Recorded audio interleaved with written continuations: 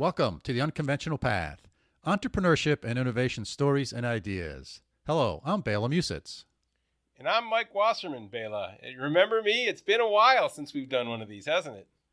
Yes, it has. We're back, folks. We've taken a 3 or 4 month break. I can't quite remember from podcasting. And we had some great conversations, Mike and I did, about revamping the podcast a little bit. So what did we end up deciding, Mike? Well, we're starting a new podcast. So we're going to keep doing this one, albeit irregularly. We have irregular guests lined up, and we've got content that we're putting together that should last a while. But we also started probably the least likely podcast. One who knew me would imagine that I would start with you. But I don't know. You want to tell them a little bit about it? Yeah, so we have a new podcast that will be coming out in probably about a month. So it's not quite fully cooked yet, but it's about sailing, and it's about sailing the East Coast of the United States. And I'm the sailor, and Mike is not. And we thought it would be an interesting kind of dialogue between Mike and I about sailing. And we're going to talk about destinations, places to go, places to visit. We're going to talk a little bit about equipment, and just sort of a little bit about other things related to sailing, and have an occasional guest or two. And for this podcast, we also are making some changes. Sure. Right? So we're going to go, typically our podcasts, we're running 45 to over an hour long, 45 minutes to over an hour long. I think the new episodes here at the Unconventional Path will be more likely between 25 to 35 minutes long. So we're trying to shorten them up a little bit. And we're not sure we're going to produce one every week. It's going to sort of, when we come across a good guest, someone who we think is interesting and exciting, we're going to issue a new episode. Previously, we sort of did episodes every week. And so the schedule now is going to be maybe a little less frequent, but we'll still be producing podcasts. Irregularly quaint. Irregularly quaint. Yes, exactly. Now, the guest will not be irregular. No, the schedule the will host. be irregular. Exactly. Yes. The hosts are highly irregular. Exactly. All right. So today, we're really excited to be joined by Dan Demsky. So this is a really interesting story. Dan and his two best friends started Unbound Merino. Which is merino is wool. It's a particular type of wool, comes up off a particular type of sheep. sheep. The wool's from the sheep. Yeah, right. It's a particular type of sheep, Yeah. a particular breed. And the wool is extra soft. It's got lanolin built into it. So it's not the typical wool that you think about, that's itchy and scratchy and all that kind of stuff. So this is a really fine, very soft wool. He started a business designing and selling and manufacturing men's products, shirts, T-shirts, things like that. And it's really interesting because it's a crowded market, right? The clothing and fashion industry is just really a crowded market with big players, small players, and it's hard to elbow your way into there. And he's kind of carved himself out a niche, which we thought was really interesting. With no industry experience, right? With no industry experience. Zero industry experience, zero fashion experience, zero manufacturing experience. But had an idea and saw a market need that wasn't being filled because it was a product that he wanted. So this to me is a great story. And sheer persistence, a little bit of luck, right? Definitely some marketing and branding know-how baked in. But so far, a great story. Even with COVID, and he'll talk a little bit about that, about how he's had to pivot a little bit in terms of the target market. But yeah, really great story. But you know what? We're giving it all away. Let's just get right to the interview. What do you think, Bela? Sounds good. So here's Dan. Let's give him a listen. Hello, folks. Today I'm here with Dan Demsky. He is the founder of a very, very interesting company. And I think we're going to hear a really good story today. So welcome to the show, Dan. Hey, how are you? I'm well. So let me ask you a question.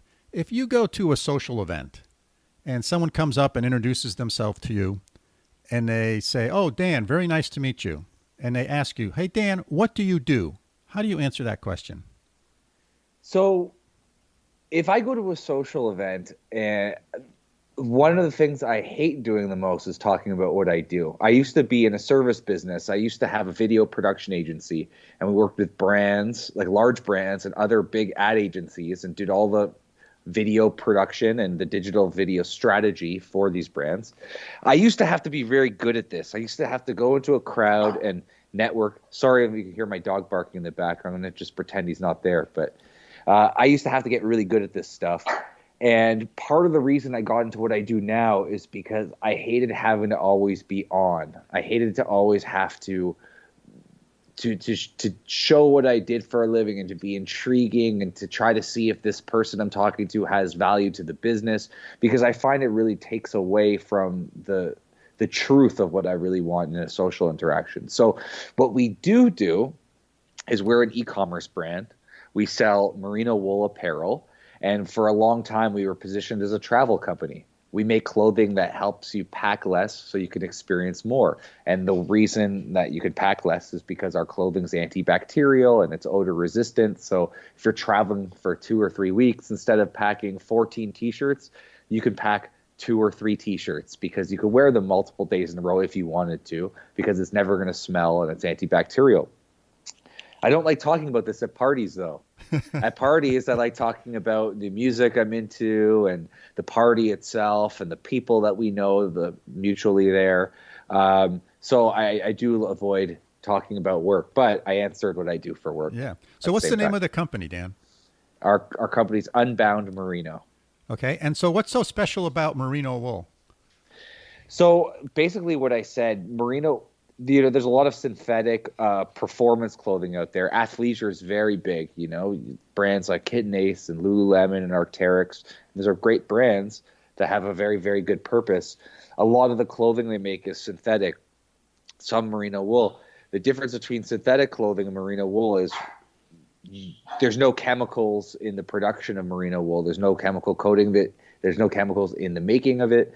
It's a naturally occurring, basically a miracle fabric. The way it works is the fibers on merino wool are coated with something called lanolin, which doesn't allow sweat or moisture to absorb into it, and it wicks away moisture. So this is the natural defense that the merino sheep has against the different elements.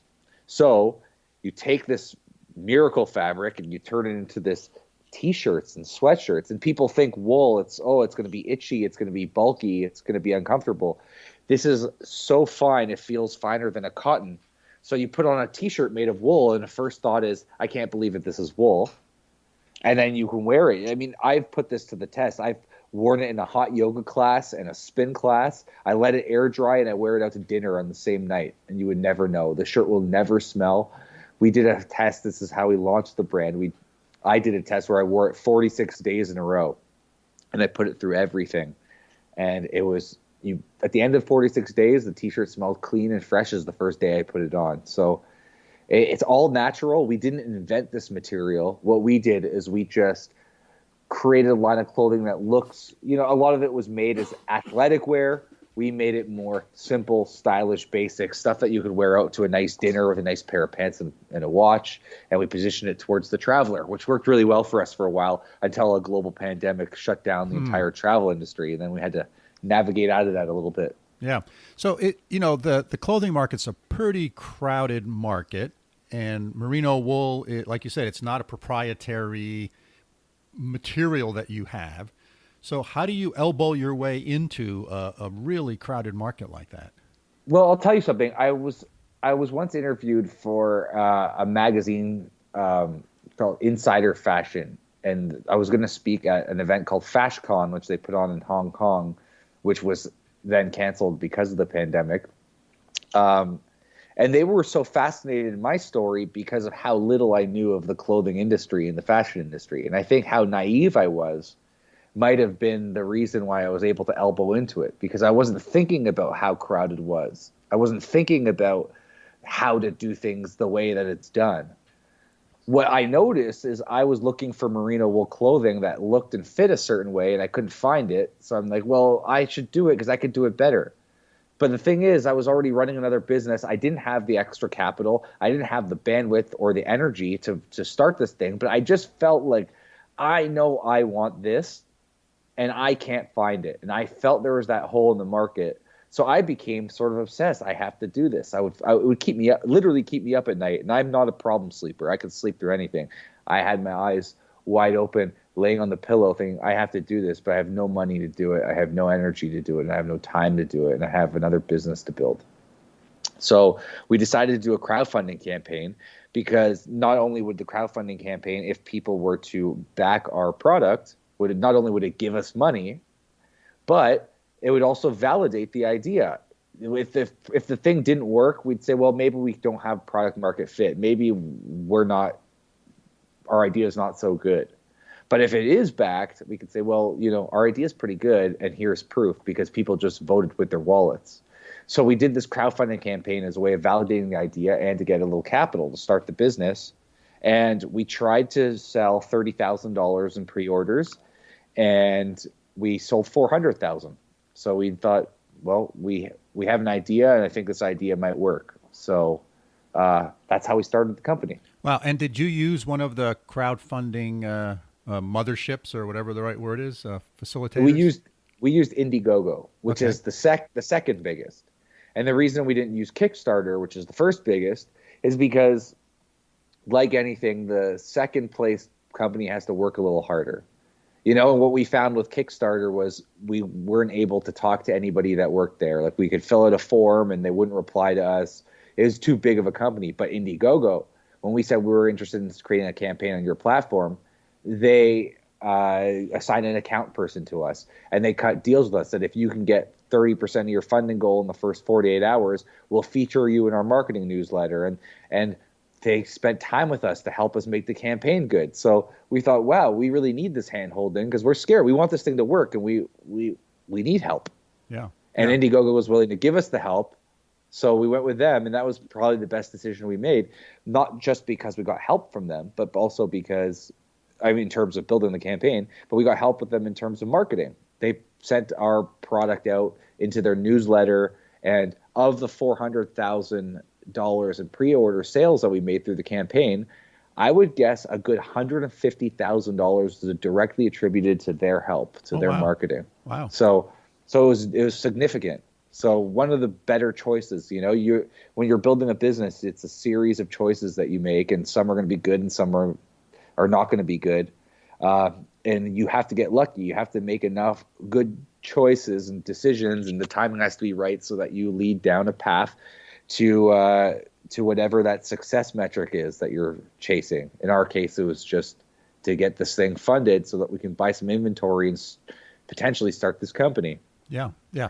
That was one of the choices we made along the way. That was a good one. Yeah. So if you reflect back on the crowdfunding, a lot of entrepreneurs are interested in crowdfunding. It's gotten a lot of press and stuff.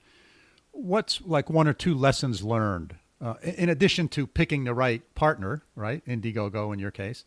What other lessons or two that you learned in the crowdfunding experience that you'd like to share with entrepreneurs? Absolutely. I think that you can't just a couple things we did. One is I read everything there is to read online that I could find about how to do a successful crowdfunding campaign.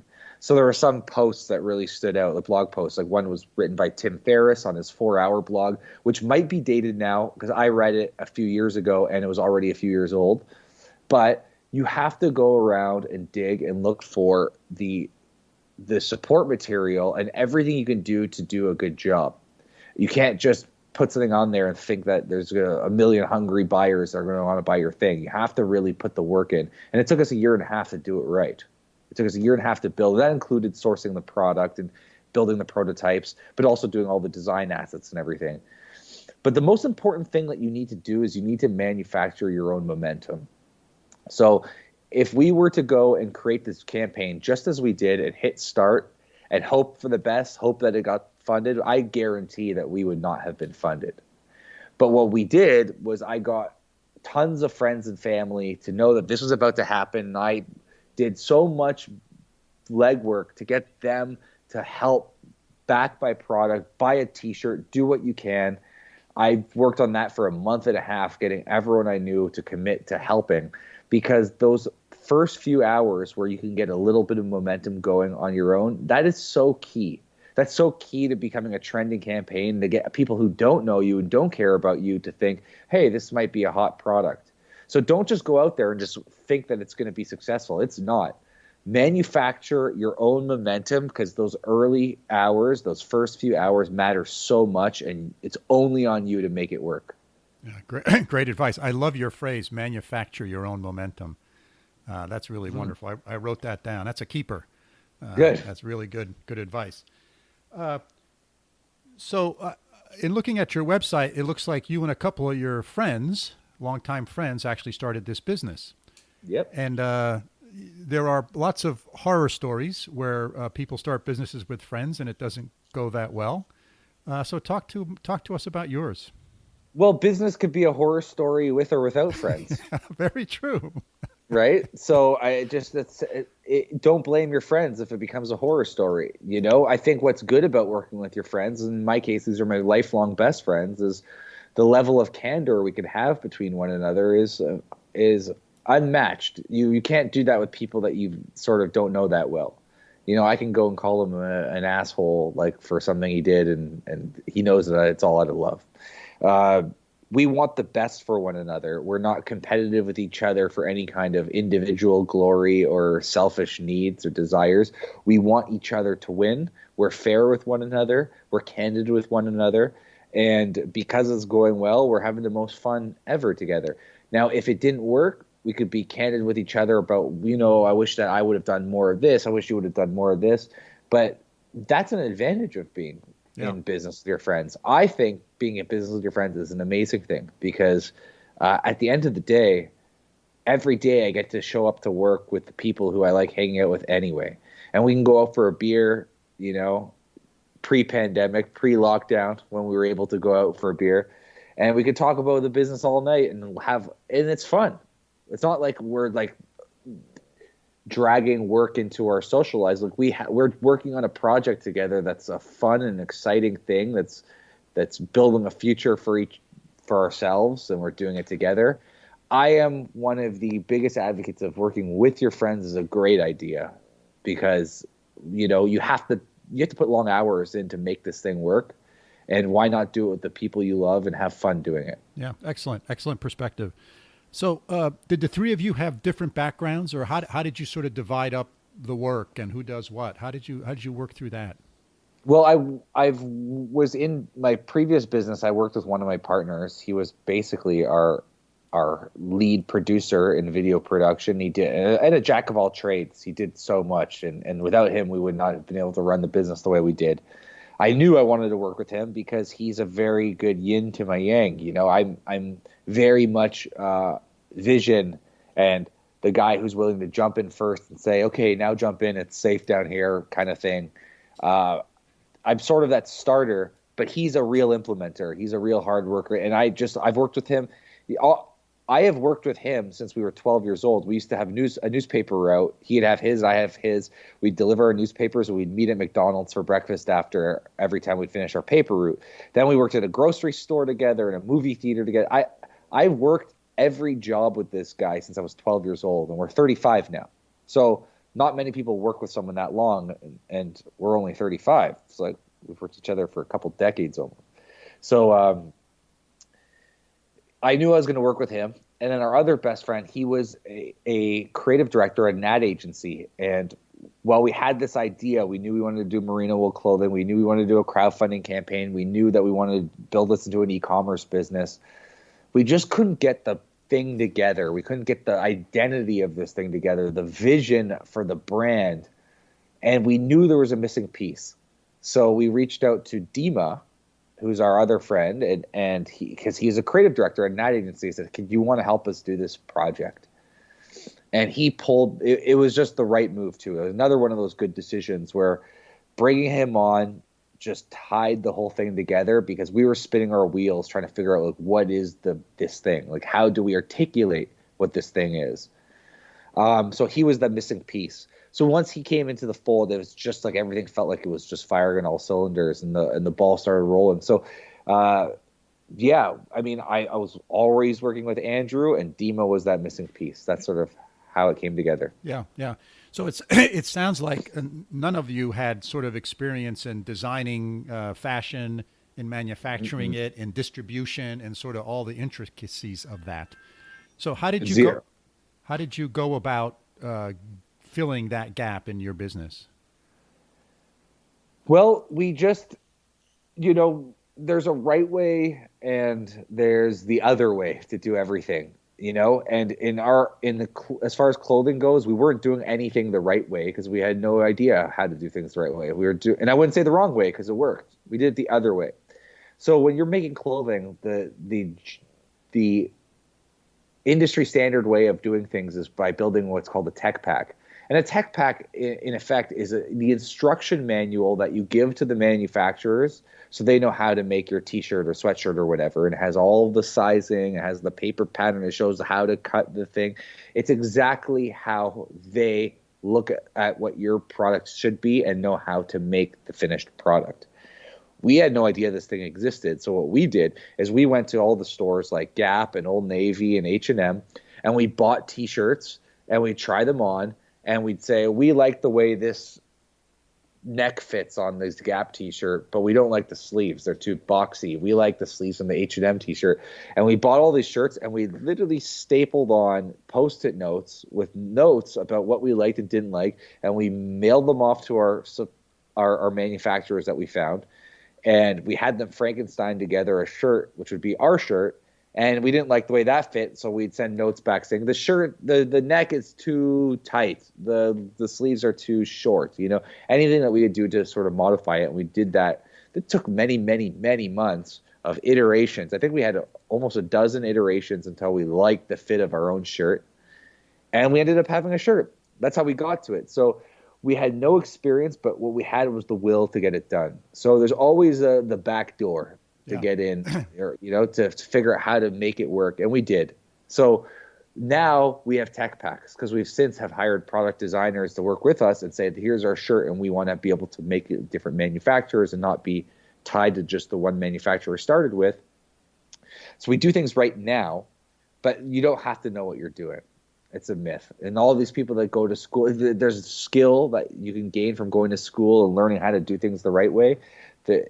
It's not bad to go and learn to do things the right way, but you don't need it. Yeah, I think we're proof of that. Yeah, it's amazing how many resources are available out there, right? With a little bit of ingenuity, just like you can market your product and sell your product to everyone around the world, there's also all these resources available to you all in all different parts of the world to help you sort of build and put your business together. Yeah, there's the end goal was very clear to us. We wanted to have 100% merino wool T-shirt that had a certain feel to it, a certain weight, and a certain fit. We knew when we put it on what that quality would be, so we just thought that nothing until we get to that T-shirt. When I was wearing the T-shirt, which would be the Unbound Merino, our core product, I knew because I knew what I was looking for, and I was frustrated with what was already out there in the market. Yeah. We didn't have all of the tools to know how to do it properly, but we knew that at the end of the day, we needed to put that T-shirt on and know, yes, we got it. Yeah, you had a clear idea of what you wanted. So just jump over the wall, go around the back door, do whatever you have to do to figure it out. In our case, it was having a Sharpie and Post-it notes and just trying to communicate as clearly as we could what we're trying to accomplish, and we got there. Yeah. And now, if I understand correctly, you're direct to consumer, right? You don't go through any retail outlets. 100% direct to consumer. Yeah. So what's sort of the key things that you need to know about being able to go direct to consumer? I mean, what are the things that you have to do? A lot less than if you were to go into a retail environment. I mean, we don't have any wholesale relationships that we need to manage. We don't have to have price lists or brochures that we need to go and give to people in order to sell them. We don't need to go to trade shows. There's a whole lot less to do, and that's part of the design of our business. We don't want. I told you at the beginning of this podcast, like I used to, go to a party and have to talk about what I did for a living to try to meet new clients, and I hated that. So the part of the design of this business is we don't want any clients. We want customers, because customers spend less. If they're unhappy, it's easy to give them a refund and say, I'm sorry, the product's not for you. Clients they're worth too much and they're too much of a headache. So the thing that's beautiful about a direct consumer brand is, it's not to say it's easy, but it's simpler. The business model is simpler. You just need to find a way to get people onto your website and to communicate what your value proposition is clearly enough that they'll maybe be interested in buying, So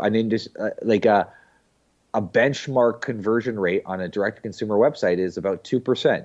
2% of the people coming onto that website are going to make a purchase, So if you can get above 2%, you just got to start finding ways of getting more and more traffic on your site and maintaining that conversion rate. And for us, we started with the momentum of our crowdfunding campaign. The next thing we focused on was Facebook ads. Like we knew we just need to keep the momentum going, keep people coming onto our website. We wanted to make sure that our people were searching for merino wool stuff online, that they'd find us. So we invested in SEO, and that took 2 years until we really had anything that was appearing on the front page. We started to really focus on emails to get customers to come back and to drive more word of mouth. You have to just start thinking, what's the next thing I'm going to focus on that's going to get more people onto the website? And when people are on the website, how I'm going to make sure the conversion rate is continuing to be strong. Our conversion rate's above 3 now, which is really high for an e-commerce brand. Yeah. But as we drive more traffic, how do we maintain our conversion rate? So it's always just this balance. Get more people on the website and make sure that you're communicating clearly enough that they're interested in taking a risk and buying your product. Yeah. Yeah. So when you think about running your business, you have manufacturing, you have design, you have your direct-to-consumer programs and campaigns, you have your website. How do you decide what you do internally and you hire your own employees to do, and what you sort of contract out for others to do? I think it's one thing we've been very good at is not trying to bite off more than we can chew. So when we first got onto our Shopify store, our e-commerce store after crowdfunding, the one thing we focused on marketing-wise was Facebook ads, and we weren't relentlessly focusing on a whole lot else. But we did decide that we wanted to do it ourselves. And the reason why we thought we could do it ourselves is we have a background in video from our previous business, so we can do video ads as well as photography because they go hand in hand. Our business partner, Dima, who's a creative director, is really good at his brand positioning and the copywriting. So we felt like we had the chops to do our own ads. Instead of outsourcing that and leaving it all in the power of someone else, let's sort of figure it out. So we hired a consultant to give us the insight on how Facebook ads work. And then we just started tinkering, and we started with $100 a day, which seemed like an enormous amount of money. That if this wasn't going right, we didn't want to lose $100 a day. But it was working really well, and it was not long before we were spending $1,000 and then $1,500 a day, because the return on ad spend was so high that we were able to do it. But we weren't focusing on a whole lot more. We were focusing on something we thought this played to what our skills were. But at that time, we also knew that we wanted to get rank on search engines. We had no desire and no reason to believe that we were going to be good at the SEO. So we outsourced that. So what we really did is we tried to be real with ourselves and address, this is what we think we could do ourselves based on who we are and being real with what our skill sets are. And then outsource the one thing that we don't think that we're going to be very good at that. And we still work with the same SEO guy. He's done a fantastic job, and let's leave it in his court, because we still are not going to be good at that. It works. It's working. We'll continue to invest in him. So as we got the Facebook ads thing underway, we started to think, well, what's the next thing? And we wanted to retain more customers, so email. So we felt like that was in our wheelhouse. So what we do is we hire consultants here and there to give us to jumpstart our thinking on what we can do and how we can do it better. But we try to take on things ourselves that we think fit into our skill set. Anything else, if it doesn't feel natural to something that we can do, or if we just don't want to do it and we think it's important, then we'll outsource it. Yeah. Like another example of that is PR. Like we would start to reach out, hey, we're Unbound Merino, and we tried to get people to, even like find a podcast for us to talk about our brand on, or to be in a holiday roundup of products because the holiday season's coming. Like, it's a great gift. We just didn't like reaching out to people to do that. So we hire out for that because it's just not it's again, back to your question about the parties. I don't like going to people and talking about what we do so that they'll write about us in their blog. I'd rather someone else do that. Yeah. It's just not my personality. Yeah. But if they want to talk to me like the way we're talking right now, I love talking about what we do. I just don't like hunting for it because I don't find it to be a very natural and nice thing to do. Yeah. That's just the way I think. Yeah. Very nice. Very nice. So how many employees do you have now? How big are you guys? There's 10 of us in our operation and a bunch of contractors. So, design people, photographers that we work with, consultants that we work with, but our team is 10. Yeah, very nice. I will say your website's beautiful. I was checking it out earlier today, and really well done. It does have a compelling story there. So, it has all those nice things that sort of wants to make you, hey, I want to be part of this, right? You guys are really good at that. Hey, this is cool. I want to be part of this. Well, that's good to hear. Yeah. So, and that's coming from a 67-year-old guy. So, yeah. Well, you know what? A huge portion of our customers are in their late 50s and 60s, especially because it's like they don't want to. They get the value proposition, especially when it came to travel. Traveling lighter sounds nice to them. They don't want to schlep around heavy bags. And they don't care for having a million outfits to take pictures for Instagram because they're not there for that reason. They're there for the sites and they're there to spend time with their families. So, and also we did very well on Facebook ads, and Facebook has turned into a platform that's skewing a lot older. So we have built a huge market with older men. Well, it's a men's product, older men. So yeah, very cool. So, if someone came to you, an entrepreneur getting ready to start a business, and it's going to be a consumer product, right? They want to go direct, kind of like you guys. What would be your 1 or 2 words of wisdom for them? If they wanted to start a direct-to-consumer business, they have an idea for something.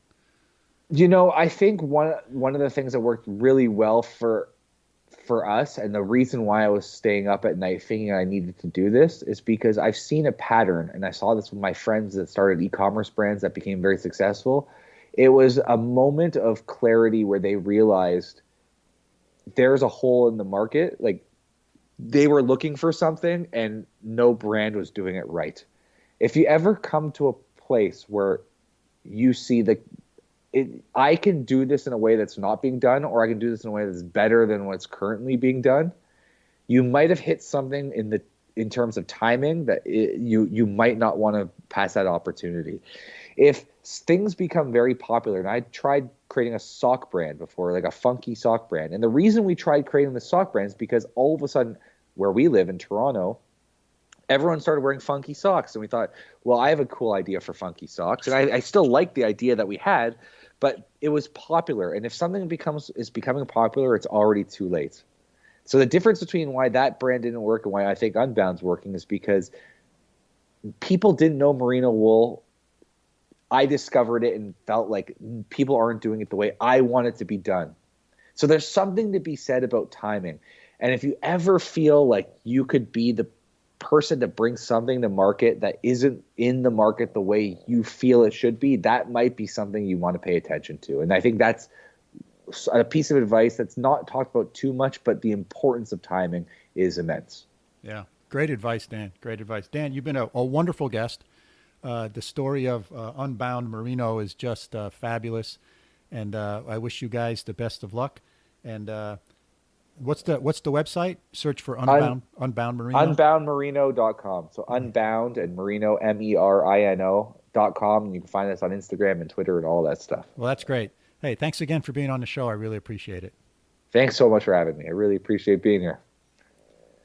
Well, Bela, this was, I thought, one of the best interviews that we've had, if not forever, in a long time. Just a really interesting human being with a great story. What were the big highlights or takeaways from your perspective?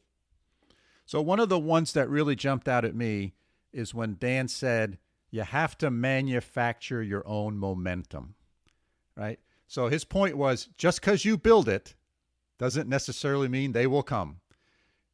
Just because you have a Facebook page for your business, just because you have a web page for your business, doesn't mean that you're going to get people visiting there. You have to figure out a way to manufacture your own momentum. And I think that's true. And when he talked about not the Kickstarter campaign, but the Indiegogo. crowdfunding, the Indiegogo, which that also was an interesting point, which we can talk about. But the Indiegogo campaign, he worked really, really hard to get that going and to get people to participate. And then once they got that you could see they put a lot of time and energy into sort of the building the brand and promoting the brand. And if you think about the backgrounds of the people who were in that business, him and his two best friends, I think they all had sort of a marketing, video production, ad campaign type of background and experience. And they really leveraged that. So they really understood how to use social. And the other interesting thing related to this, which was, I think he said that they decided they were going to do Facebook and they were going to get really, really good at Facebook. So instead of trying to do all of the social platforms, they figured out where does their demographic hang out the most. They did a couple test campaigns, and then they really concentrated on Facebook because they figured out how to do that, how to do it really well, and then it was generating good returns for them. So and those were the things their that target market. Right? Yes, and it matched their demographic target market. Exactly. So those were the things that jumped out at me, Mike. How about you? I mean, I could talk for hours, and we just got done saying we're going to be shorter and more concise on this, so I'll work on that, Bela. Well, the Indiegogo story, you kind of brought that up. That was great. And I love the fact that they didn't automatically go with the number one, which was Kickstarter, because the number two provider of crowdsourcing in the U.S. was much more active in trying to win their business and gave them a lot more support and help. And I think there's a great takeaway there. That sometimes, it's worth it to do the number one provider of anything, but sometimes the number two or number three, which are just as competent or just as good, will go the extra mile to help you. And when you're an entrepreneur just starting out, especially in areas that you don't have all the expertise, that can be really helpful. Also, his kind of approach toward using outsourcing and using contractors. What are you good at? Do that yourself. What either that you're not good at or that you don't want to do, outsource. And this idea of using a consultant just to give you, even if it's something you like to do, get a consultant to help show you the ropes, to teach you how to do it, and then off you go. That was some really good, I think, business advice to anybody, entrepreneur or not, on how to kind of manage expertise and manage your time to focus on what you're best at and what's most effective for the organization. Yeah, I want to go back to the crowdfunding thing just for a second, because I think the real takeaway there is the importance of customer service, right? So if the number one company would have had equal customer service to the number two, they probably would have gone with number one, right? Mm-hmm. So the point being is oftentimes the relationships you build with your potential customers and your existing customers is more important than whether you're number one or number two or number three. And that's how you're going to hold your customers, and that's how you're going to build good customer relations and a good brand in the business. And I think that's the real important takeaway there. That customer service really, really is a place where you can differentiate yourself in the marketplace. Yeah, and it's a reinforcing loop, right? They helped him. They went the extra mile. They helped him get what he estimated, 25% of their funding was through their marketing efforts, right? And he's returning the favor, right? He's saying, hey, think about your choice here, right? Exactly. And so they're both helping each other in a mutually rewarding way, which I think is a fantastic kind of story of small businesses working together. Although Indiegogo is not so small anymore, but small businesses helping each other. It's an ecosystem. Yeah, exactly. Exactly, Mike. So wrap it up. Keep it short. Wrap it up. Wrap it up. Thanks for joining us this week, listeners. Glad to be back. Hope you missed us maybe a little bit. I don't know. But we hope you found the last 45 minutes or so interesting and thought-provoking. If you have questions about what we've discussed, please get in touch with us. Our email is bela.and.mike@gmail.com. Hey, and if you haven't subscribed to the podcast in your favorite app, please do. It helps us. And if you have comments on our new format, i.e. shorter, let us know. And, we're open to changing it again. Mike and I like to experiment and do new things, and we always enjoy hearing from our listeners. So until next week, or until I should say the next episode, Mike, signing off from upstate New York, have a great week. Thanks, Bela. You too. I hope everybody stays healthy and happy. Auf Wiedersehen.